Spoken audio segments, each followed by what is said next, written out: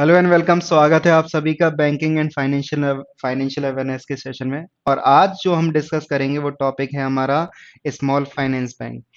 आज हम डिस्कस करेंगे केवल स्मॉल फाइनेंस बैंक, तो आप इसको पेमेंट बैंक से बिल्कुल भी रिलेट मत करना। तो जो भी आपके प्रीवियस वीडियोस हैं वो जेसी एकेडमी के यूट्यूब चैनल पर जाकर banking and financial awareness by Gaurav sir, आप वहां से प्लग इन कर सकते हैं और सारे वीडियोस को देख सकते हैं। शुरू करते हैं स्मॉल फाइनेंस बैंक के बारे में। तो स्मॉल फाइनेंस बैंक की रिक्वायरमेंट क्या पड़ी, क्या मोटिव था, इन सबको जानेंगे, क्योंकि ऑलरेडी हमारे पास बैंकिंग सेक्टर में हमारे private sector bank, commercial banks ये ऑलरेडी प्रेजेंट थे। तो जानते हैं स्मॉल फाइनेंस बैंक की क्या इंपॉर्टेंस है हमारे बैंकिंग सेक्टर में। Small finance banks are physically banks whose aim to provide basic banking product such as deposit and credit, supply of credit। तो जो भी बात आती है, जो बेसिक बैंकिंग सर्विसेज जो देते हैं बैंक, वो सारी आपको स्मॉल फाइनेंस बैंक भी प्रोवाइड कराएंगे, but in a limited area of operation. But इनकी जो कुछ लिमिट रहेगा, एक दायरा इनका तय रहेगा जो भी आरबीआई के द्वारा तय किया गया होगा। जानते हैं और आगे, small banks are expected to meet credit and remittance needs of small businesses, farmers, micro and small industries, unorganise sector, low income households. तो जो भी आपकी रिक्वायरमेंट रहती है, नीड्स रहती है, एक छोटी नीड्स जो भी रहती है बिजनेसमैन की, फार्मर्स की, एमएसएमई सेक्टर की, अनऑर्गेनाइज सेक्टर या फिर लो इनकम हाउस होल्ड की, तो ये जो भी स्मॉल नीड्स ऑफ क्या, स्मॉल नीड ऑफ फाइनेंस, उसको प्रोवाइड कराते हैं, उसको पूरा कराते हैं स्मॉल फाइनेंस बैंक। तो जानते हैं इन बैंकों के बारे में, क्या है ये बैंक।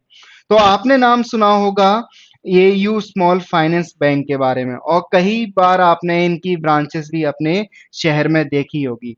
तो एयू स्मॉल फाइनेंस बैंक का हेडक्वार्टर है वो है जयपुर में, और इसकी जो बैंक की टैगलाइन है वो है चलो आगे बढ़े। नेक्स्ट बैंक की बात करें तो इक्विटस स्मॉल फाइनेंस बैंक की बात करते हैं, और इसका हेडक्वार्टर है चेन्नई में। साथ साथ इसकी टैगलाइन की बात करेंगे तो टैगलाइन है it's fun banking. Next bank की बात करें ESAF स्मॉल फाइनेंस बैंक, और जिसका हेडक्वार्टर क्वार्टर है त्रिशूर केरला में, और जो टैगलाइन की बात करें तो टैगलाइन है जॉय ऑफ बैंकिंग। नेक्स्ट बात करते हैं फिनकेयर स्मॉल फाइनेंस बैंक, तो हेडक्वार्टर है अहमदाबाद बाद में, अहमदाबाद गुजरात में, और साथ साथ जो टैगलाइन है वो a new era in smart banking begins. चलते हैं कुछ और स्मॉल फाइनेंस बैंक के बारे में जानने। तो नेक्स्ट जो बैंक है हमारा वो है जना लक्ष्मी स्मॉल फाइनेंस बैंक। इस बैंक का नाम आपने काफी बारी न्यूज़पेपर में पढ़ा होगा। अगर आप न्यूज़पेपर रीड करते हैं, करंट अफेयर रीड करते हैं, तो काफी बारी आपने सुना होगा। हेडक्वार्टर है बेंगलुरु में, और इसका हेडक्वार्टर एग्जामिनेशन में पूछा गया था, तो इसको आप याद करेंगे, रखेंगे जितने भी हेडक्वार्टर बताए जा रहे हैं। नेक्स्ट जो इसकी टैगलाइन है वो है लिखो अपनी कहानी। नेक्स्ट बैंक की बात करें तो नेक्स्ट बैंक है हमारा कैपिटल स्मॉल फाइनेंस बैंक, और ये आपका फर्स्ट स्मॉल फाइनेंस बैंक है जिसका हेडक्वार्टर है जलंधर पंजाब में। साथ साथ इसकी जो टैगलाइन है वो है विश्वास से विकास तक। नेक्स्ट बैंक है हमारा Ujjivan Small finance Bank, headquarter है बेंगलुरु में, और जो टैगलाइन है वो है we believe in your belief. Next जो हमारा बैंक है वो है Utkarsh Small finance Bank, headquarter है वाराणसी, और जो टैगलाइन है इस बैंक की वो है आपकी उम्मीद का खाता। नेक्स्ट बैंक की बात करते हैं तो north east small finance bank, जो कि आपका एक माइक्रो फाइनेंस लिमिटेड कंपनी है, और ये आपका जो बैंक खोला गया है north east small finance bank, इसका हेडक्वार्टर है गुवाहाटी असम में, और इस बैंक की जो टैगलाइन है वो है your door step banker. Next bank की बात करते हैं तो नेक्स्ट बैंक है हमारा वो है सूर्योदय स्मॉल फाइनेंस बैंक, और इस बैंक का हेडक्वार्टर है नवी मुंबई, और साथ साथ इस बैंक की टैगलाइन की बात करें तो वो टैगलाइन है आ बैंक ऑफ स्माइल। तो आप ऐसे याद रख सकते हैं इस बैंक के बारे में, सूर्योदय यानी सूरज, सन, और यानी सन यानी हंसता हुआ, यानी हंसता हुआ सूरज, यानी आ बैंक ऑफ स्माइल्स, आप याद रखेंगे सूर्योदय स्मॉल फाइनेंस बैंक को। हेडक्वार्टर की बात करें तो नवी मुंबई। तो ये था जो स्मॉल फाइनेंस बैंक है उनके हेडक्वार्टर और टैगलाइन के बारे में। जानते हैं क्या कंडीशंस होती है, क्या रिक्वायरमेंट होती हैं, तो उनको हम डिस्कस करते हैं। तो जो स्मॉल फाइनेंस बैंक को लाइसेंस मिलता है वो लाइसेंस देता है कौन? जैसा कि सभी बैंकों को लाइसेंस इंडिया में देता है RBI.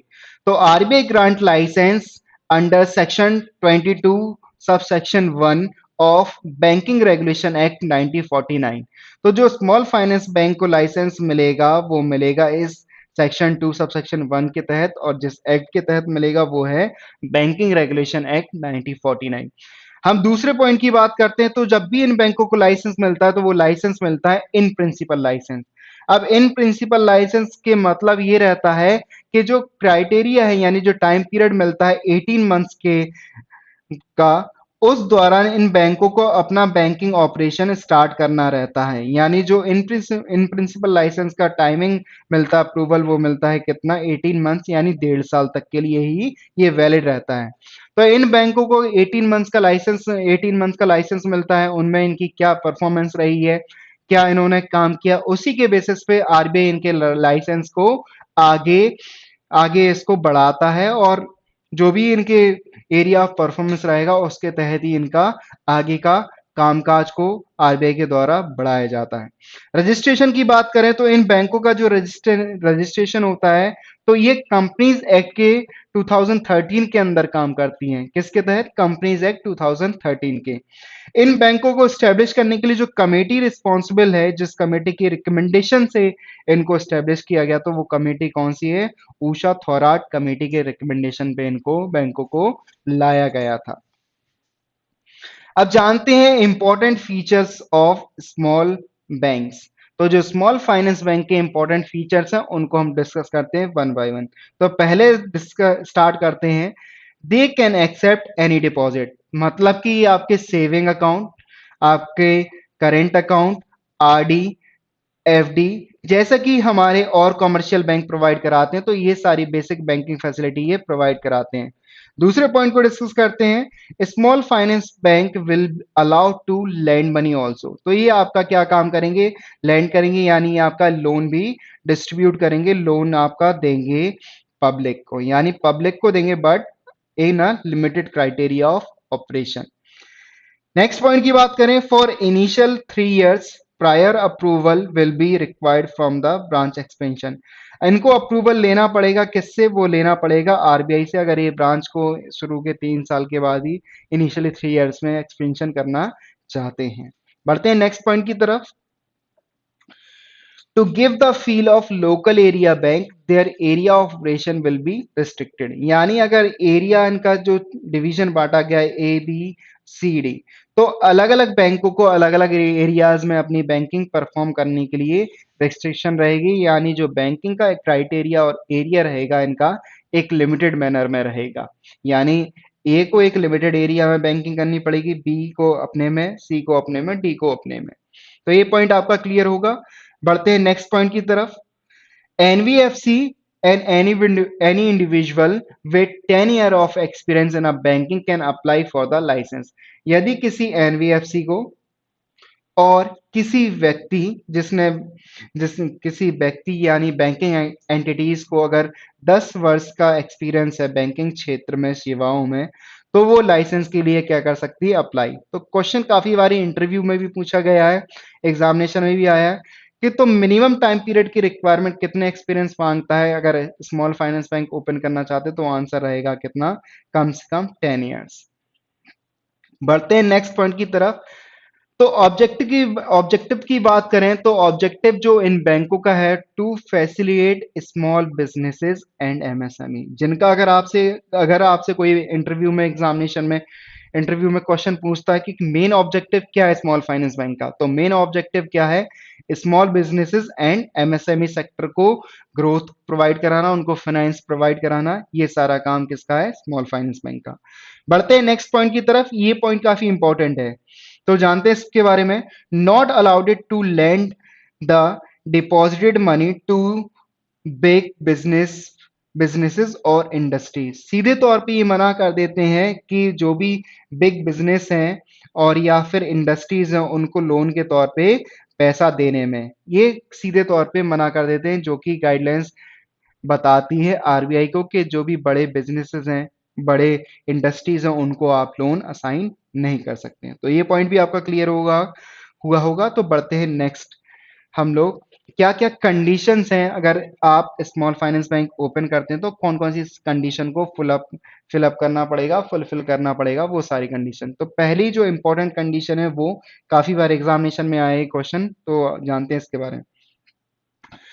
Minimum paid up equity capital requirement of 100 crore rupees, यानी 100 करोड़ रुपीज आपके पास होना चाहिए, तब आप क्या पेड अप इक्विटी कैपिटल होनी चाहिए जिसके तहत आप ओपन करना चाहते हैं अगर स्मॉल फाइनेंस बैंक। दूसरी कंडीशन की बात करें, every small finance bank must have the word small finance bank in its name. हमने इनिशियली देखा था, हमने पढ़ा था Ujjivan small finance bank, AU small finance bank, तो सभी बैंकों के मेंशन था क्या, स्मॉल फाइनेंस बैंक। यानी अगर हम लोग जाते हैं अगर किसी शॉप पे तो उसका टैगलाइन या देख के टैग देख के ही जाते हैं। अगर हम फूड और बेवरेज पे जाएंगे तो वो उसकी तरफ जाएंगे, अगर हम शॉपिंग की तरफ जाएंगे तो हर एक वैसे ही अगर स्मॉल फाइनेंस बैंक की तरफ अगर कोई व्यक्ति विशेष जाना चाहता है लोन वगैरह के लिए, स्मॉल फाइनेंस के लिए, तो डायरेक्टली वो कहाँ पे कंसीडर करेगा, वो नाम देखा गया स्मॉल फाइनेंस बैंक, तो वहां पे उनके नाम में और वो वहां उनकी ब्रांच को विजिट करेगा। तो इसीलिए उन्होंने सीधे तौर पे गाइडलाइंस में कहा गया है कि every finance small finance bank must have mention to the name small finance bank. तो ये पॉइंट आपका क्लियर हुआ होगा। बढ़ते हैं नेक्स्ट पॉइंट की तरफ। They cannot set up subsidiaries to undertake non-banking financial services activities। यानी अगर कोई एक बैंक ओपन है तो वो अपनी ब्रांचेस के अंडर कोई भी एक नॉन बैंकिंग फाइनेंशियल जो एक्टिविटीज है, सर्विसेज है, सब्सिडरीज नहीं खोल सकता है। मान लीजिए ये बैंक है और ये अपना बिजनेस लगाना चाहते हैं, एक सब्सिडरीज लगाना चाहते हैं, तो ऐसा अलाउडेड नहीं है as per the rule of RBI guidelines. तो ये बात भी आपकी क्लियर होगी, ये कंडीशन। बढ़ते हैं नेक्स्ट कंडीशन की तरफ।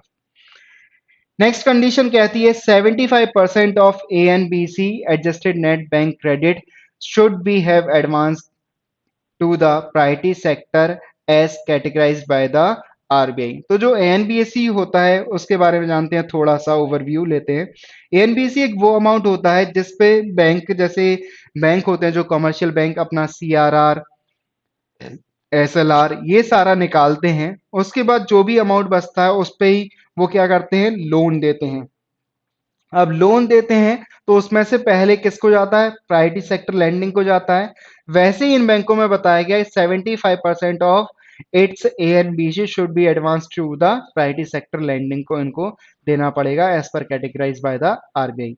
मैक्सिमम लोन साइज की बात करें अगर सिंगल पर्सन को दिया जाए तो कैन नॉट एक्सीड 10% से ज्यादा नहीं दिया जा सकता है। अगर टोटल पेमेंट फंड की बात करें तो वो एक्सीड नहीं होना चाहिए 15% से in the case of group. यदि कोई कंपनी और ग्रुप लेता है तो एक्सीड नहीं होगा वो 15% से, अगर कोई इंडिविजुअल पर्सन लेता है वो 10% से ज्यादा एक्सीड नहीं होगा। नेक्स्ट बात करते हैं, a small bank can undertake financial services like distribution of mutual fund unit, insurance product, pension and so on।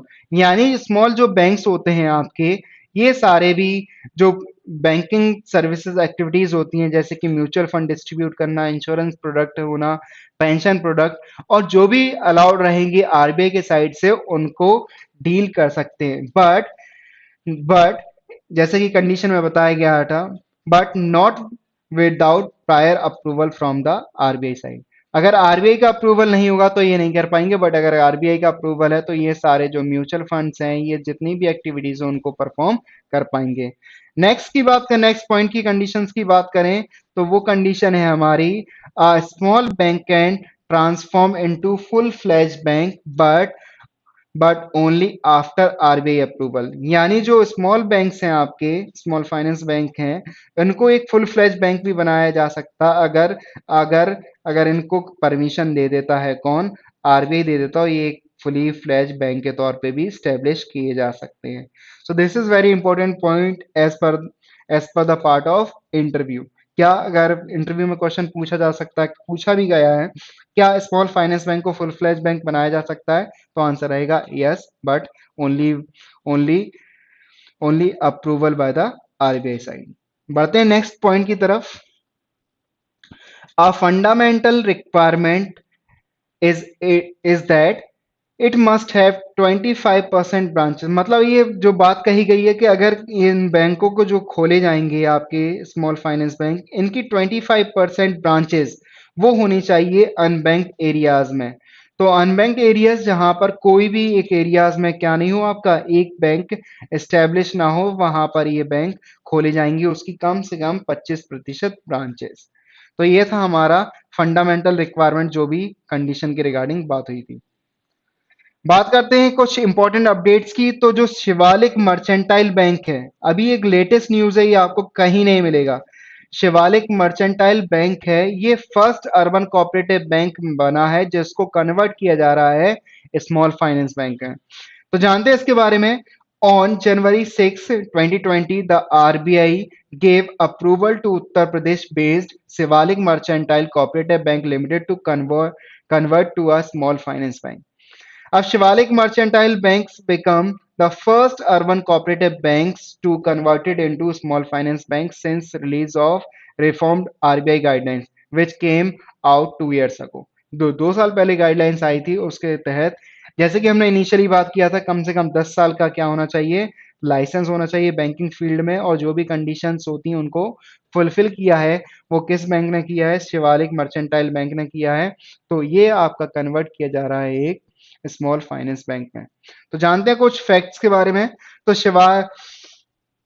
Shivalik mercantile bank है, वो स्टैब्लिश हुआ था 5 सितंबर 1998 को, यानी 1998 को इसको सहारनपुर उत्तर प्रदेश में इसको ओपन हुआ था। साथ रजिस्टर्ड है ये multi state cooperative bank society act 2002 के तहत। इस बैंक के चेयरमैन की बात करें तो यशवीर कुमार गुप्ता इसके चेयरमैन हैं। तो ये था हमारे स्मॉल फाइनेंस बैंक के बारे में। तो सेशन पसंद आया हो तो शेयर कीजिए, लाइक कीजिए मैक्सिमम, और जो भी कमेंट है आपके रिलेवेंट बैंकिंग आप फ्रीक्वेंटली पूछ सकते हैं। तो सेशन में बने रहने के लिए धन्यवाद। प्रिपरेशन करते रहिए और आपके आने वाले एग्जामिनेशन के लिए ऑल दी बेस्ट।